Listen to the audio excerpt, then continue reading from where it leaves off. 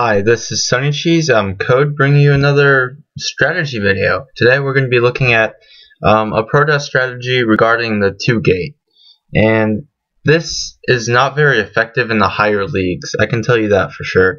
It works if you're trying to get from bronze into silver league, and sometimes silver into gold, but I don't recommend it high up.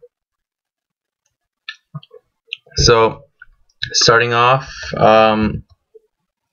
we'll be taking a look at the build order and what I could have done better and what this build can do. So basically this build, you want to get as many units as you can, zealots specifically, so you can like overpower your opponent by weak units. So you start off with 9 pylon and you always keep your pro production.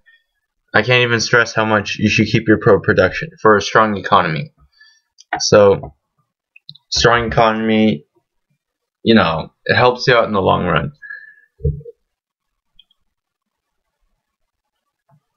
So at 12 supply, drop that gateway, and you probably want to wall off this area, because it helps so that your opponent has a harder time to get in with like a stalker or a probe or something, and you know, place that there. So once you get your another 150, you want to drop that second gateway. Like I said, you want to get mass amount of zealots, meanwhile continuing pro production, all that kind of stuff. And you will be delayed in your cybernetics core because of this, so you might have slower tech, but you have to tech switch right after this, or else you're in a bad situation. So right now at around 16 supply, you want to drop that second pylon so you won't get supply blocked when you build this zealot and when you build your pro. But I accidentally kind of messed up, not really. And you want to chrono boost that zealot. Meanwhile, when this one comes out, you want to get that zealot too, and then chrono boost this one as well, or both of these, so you can get those zealots coming out. And always keep pro production. Build another supply depot around 22 supply, so that when you chrono boost these zealots, you won't get supply blocked in the process, like I did. Not very good.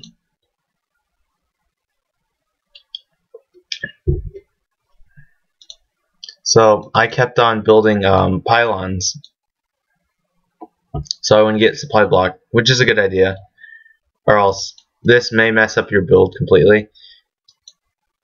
And push out with your first 3 zealots and scout out what your opponent has, just in case they have already a sentry or something. You won't get blocked out. And by this time you should probably have a sentry. Your opponent should have a sentry. No big deal. I mean, probably only 1 force field, if not less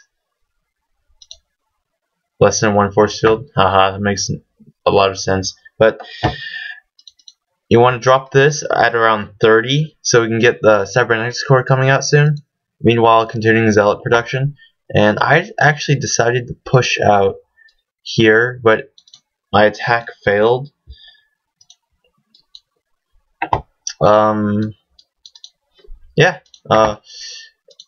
Remember, once you get enough gas, drop that cybernetics core so you can get warp gate going, and keep continuing pro production, and keep continuing zealot production as well, and don't forget the pylons. So what you do if your opponent has this kind of army outside of their base, you want to overwhelm them with zealot numbers. Yeah.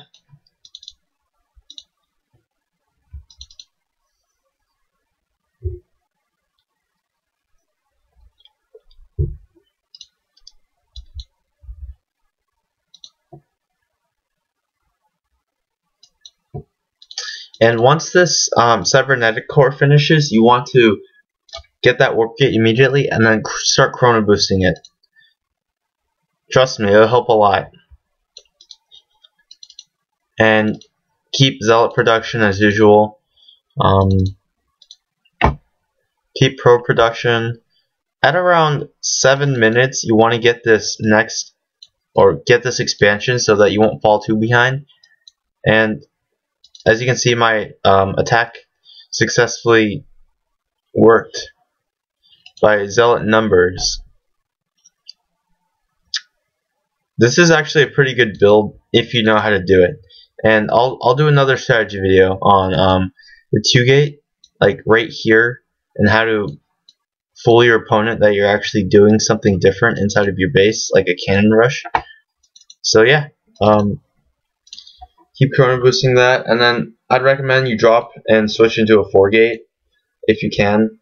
If not, I would go for Void Rays or Immortals and Stalkers. That'll help you a lot against ground and air. And then, like I said, drop your Nexus, like I did, so we can get this probe production going, getting more supplies, and all of that stuff. It's basically GG here. I mean, if you take out all of their stuff, you're good.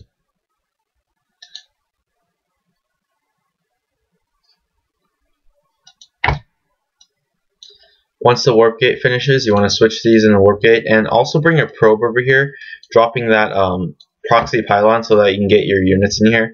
I was being lazy because the computer already called good game, so I decided to just send all my units built into the opponent's base, because he can't really do anything, or it can't really do anything from here on out.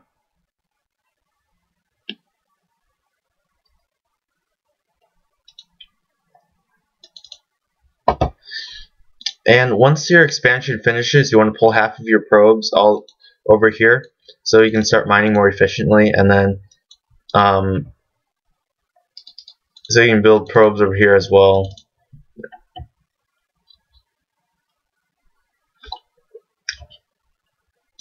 And don't be like me. Convert these into warp gates as soon as they finish, you know. I fail at playing Protoss. I'm sorry. But yeah, zealots in overwhelming numbers. That's how this build goes. I'll go over it again. So basically, you want to keep constant probe production. You want to get that pylon at 9 supply. You want to get one warp gate at 12 supply out of 18, and then the second one. And then you want to get that assimilator at 30. Keep pylons in constant production, and also keep zealots in constant production. Probes, same thing. And then once this assimilator finishes, you want to get 3 probes on that. After you get about 40, recommend you drop the cybernetics core and then start warp gate research. You should push about massive force should be around 6 minutes, and while you do that, you should also get an expansion so you don't fall behind. And then after warp gate finishes, it should be around like 7 or 8 minutes. Start warping in stalkers, and then switch to a different tech, or else your opponent will easily counter your zealots. But luckily for me, I had a bunch of zealots that finished them off early. So yeah, well, this is Sunny Cheese, and I'm Code, bringing you 2-gate. Thanks for watching.